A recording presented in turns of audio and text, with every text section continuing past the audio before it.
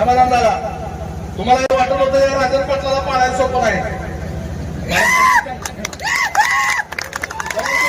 72 आम्हाला त्या ठिकाणी उमेदवार भेटला. बरोबर आहे. आम्हाला माहित होतं हा बोकांडी बसला उठू शकत नाही. उमेदवार असून आम्ही असं वजनदार असतो का. आणि त्यामुळं एकाच वेळेला आमदाराच्या आणि 2 आमदाराच्या बोकांडी एक पाय बारक्याच्या आणि एक पाय मोठ्या बोकांडी ठेवला शिपू झाली सगळी. घालायला जागा नाही.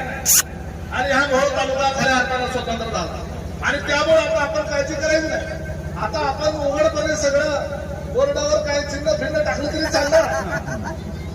काही चिंता करायची नाही. आपल्याला उद्योग चांगला चालवायचाच आहे.